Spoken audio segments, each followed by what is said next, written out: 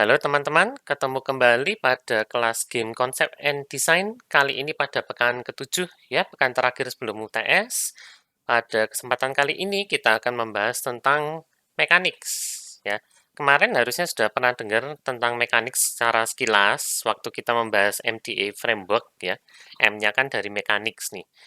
Nah, pada kesempatan kali ini kita akan lihat lebih jauh lagi ya, ada beberapa mechanics yang kita bisa pergunakan dalam nanti mendesain game kita. Ya, jadi mechanics ini inti dari sebuah game, ya, tapi tidak ada taksonomi secara umum untuk mekanik. Ya, jadi yang akan kita bahas pada kesempatan kali ini itu adalah beberapa mekanik yang sudah dikumpulkan oleh seorang namanya Jesse Shell, ya. Teman-teman pernah dengar namanya ketika kita bahas tentang definisi game, ya, pekan pertama kemarin. Nah, menurut Jesse Shell itu mekanik sini ada 7, ya ada space, ada time, kemudian ada objects, attributes, dan states, lalu ada actions, ada rules, ada skill, dan ada chance. Ya, nah oleh karena itu saya akan bagi menjadi 7 video kali ini. Ya, setelah ini kita akan langsung lihat space dan di video-video berikutnya kita akan lihat satu persatu per topik ya. Langsung aja deh ke space.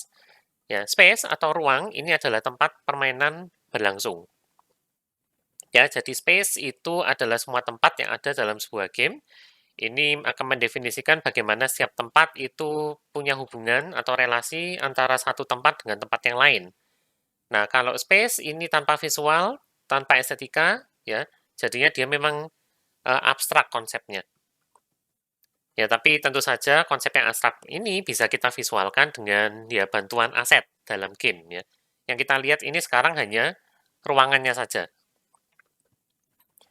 Nah, game space itu biasanya punya ciri khas ini ya, bisa discrete maupun continue, bisa punya beberapa dimensi dan bisa punya batasan yang bisa terhubung dengan space yang lain maupun tidak terhubung dengan space manapun. Ya, maksudnya apa? Kita akan lihat satu persatu. Ya, bedanya discrete dan continue. Ya, sesuai namanya, kalau discrete itu peletakan sebuah objek pada ruang itu bisa mempengaruhi permainan. Ya, kalau continuous posisinya dimanapun itu ya sudah, ya dia akan dianggap sama saja dalam ruang tersebut. Ya, tapi kalau discrete beda posisi bisa jadi beda kedudukan ya atau beda kesempatan.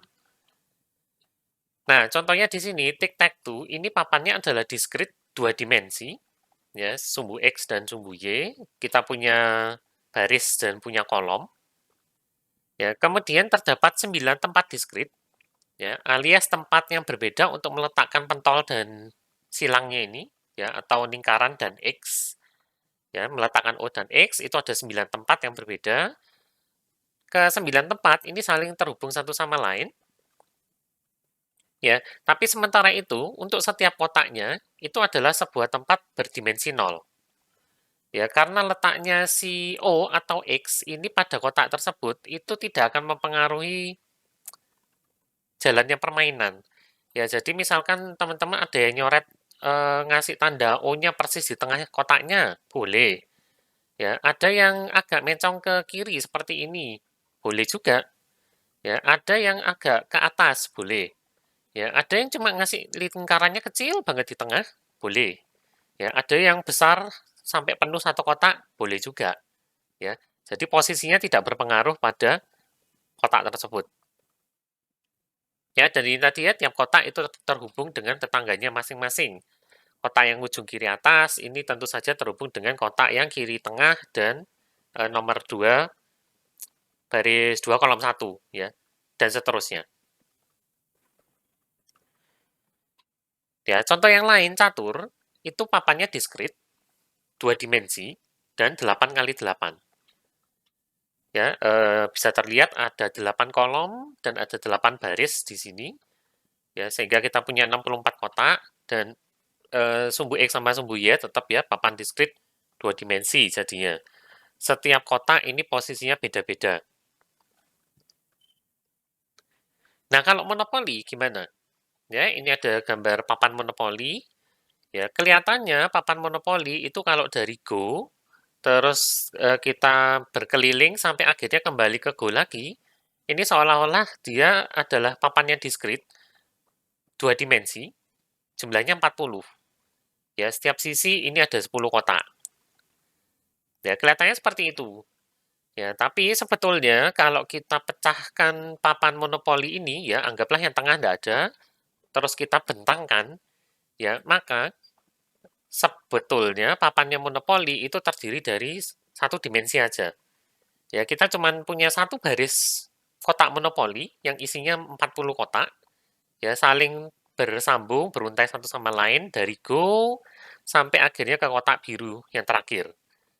Ya, dan kotak biru yang terakhir ini akan terhubung dengan kotak Go. Ya, jadi monopoli sebetulnya papannya diskrit satu dimensi. Nah, dari tadi kita bicarakan yang diskrit. Yang continuous itu contohnya papannya biliar. Ya, biliar ini ruangannya kontinu, bolanya itu bisa berada di posisi mana saja di meja biliar. Ya, terserah mau ada di mana, ya tergantung welas AC-nya si pemain biliarnya ya. Kalau dia berhasil nabrak, ya bolanya akan bergulir entah kemanapun. Ya, dan itu tidak ada pengaruhnya sama sekali terhadap permainan. Ya, pengaruhnya cuman ya mungkin mempersulit posisi permainan aja. Mungkin sebuah bola itu bisa menghalangi bola yang lain. Ya, tapi secara ruang kita bisa melihat bahwa bola biliar ini bisa ada dimanapun. Makanya dia dibilang ruang kontinu. Nah, sebuah tempat itu boleh terdiri dari beberapa tempat yang lain. Ya, makanya di sini disebutkan nested spaces. Ya, ini biasa kita gunakan untuk menyederhanakan representasi dunia yang kompleks. Ya, contoh paling gampang ini ada di komputer RPG. Ya, walaupun pen and paper RPG ya tidak melarang ada konsep seperti ini ya. Di RPG pada umumnya itu ada yang namanya world map. Ya, seperti ini. Ya, apalagi waktu zaman RPG klasik nih ya, karena kemampuan komputer atau kemampuan konsol itu tidak terlalu kuat, ya kita tidak bisa ngeload semua map pada saat yang bersamaan, ya sekarang pun sebetulnya tidak bisa ya. Nah, karena itu waktu zaman dulu itu diakalin dengan konsep world map. Ya, world map ini sendiri kontinu dan dua dimensi, lalu di masing-masing tempat itu bisa ada icon kecil yang mewakili entah kota atau desa, terus mungkin ada dungeon, ada kastil, lalu ada gua, dan seterusnya. Ya, konsep world map-nya RPG ini meniru konsep mental kita sendiri sih. Ya, kita biasanya hanya peduli pada suatu ruang tertentu. Ya, sebagai contoh, kita saat ini sedang berada di rumah atau mungkin ada yang masih kos ya, di bisa di Surabaya atau entah dimanapun ya di penjuru dunia, ya kita biasanya hanya peduli dengan ruangan pada rumah kita ini sendiri. Ya, atau bahkan ketika kita masih berada pada satu ruang tertentu, ya, misalkan di ruang tidur, di kamar, ya kita ya cuman peduli pada keadaan sekeliling kita. Ya, posisi mejanya di mana, posisi kasurnya di mana, lemarinya di mana, dan seterusnya. Begitu kita keluar dari kamar, ya kita mulai peduli dengan peta rumah kita sendiri.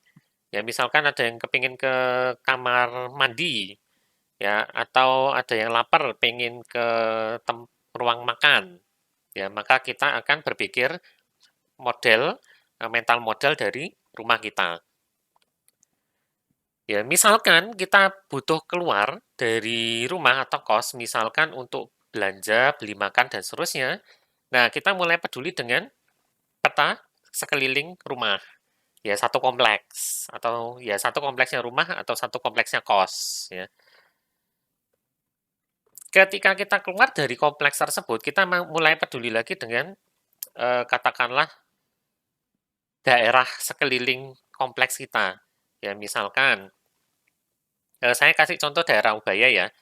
Misalkan ada teman-teman yang kos di daerah Ubaya, di daerah katakanlah Rungkut Mejaya Utara. Ya, keluar dari kompleks itu maka kita mulai berpikir lebih luas ya.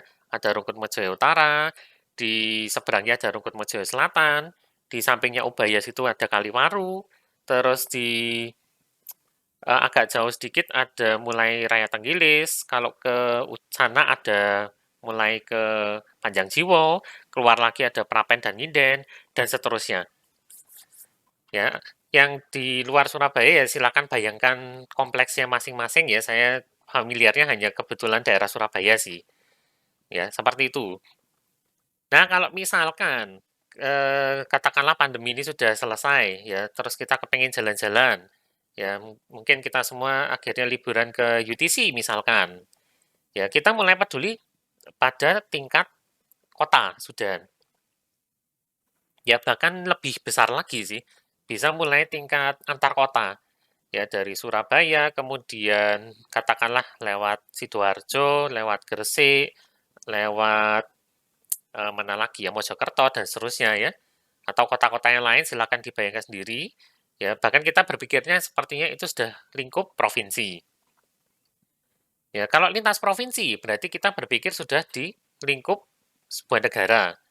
Ya, dan pada akhirnya kalau kita sudah perlu berpelancong ke luar negeri, berarti kita berpikirnya sudah konsep satu dunia alias satu bumi. Ya, bahkan mungkin nanti ketika kita sudah bisa kok time travel, space traveling ya, berpelancong ke luar angkasa, kita berpikirnya sudah konsep galaksi misalkan, tata surya, dan terakhir konsep galaksi bahkan. Ya, jadi kita cuma peduli pada bagian-bagian kecil yang kita pikirkan saat itu, kemudian nanti pelan-pelan konsep atau mental map kita akan membesar sendiri tergantung dari kebutuhan. Nah, itulah konsep yang dipakai oleh RPG. Ya, jadi kita punya world map, terus bisa punya kota. Ketika kita masuk ke dalam sebuah kota, maka kita akan diberikan sebuah map yang isinya adalah struktur kota tersebut.